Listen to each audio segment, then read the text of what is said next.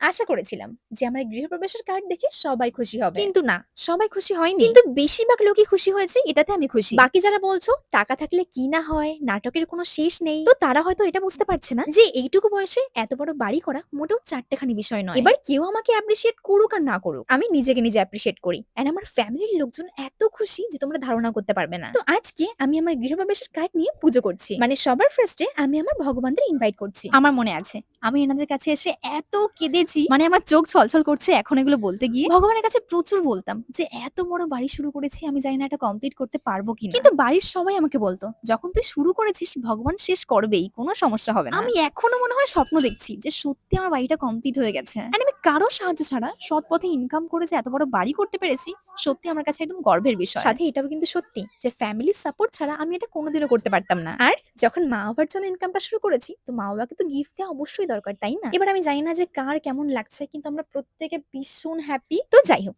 যে যে মন্দিরে আমি পুজো করতে যাই সব মন্দিরে আমি গেছি সব ভগবানদের ইনভাইট করতে। হ্যাঁ, আমি জানি যে ওনাদের ইনভাইট করার কোনো মানেই হয় না, কারণ ওনারা সবসময় আমার পাশেই আছেন। যদি এনারা না চাইতো তাহলে হয়তো আমি এটা করতেই পারতাম না। তো যাই হোক, আমার বড় মায়ের কাছে এসে মনটা পুরো শান্ত হয়ে গেল। শেষে আমি তোমাদের ভালোবাসা জানাই, তোমরা ছিলে বলেই আজকে আমি এটা করতে পেরেছি।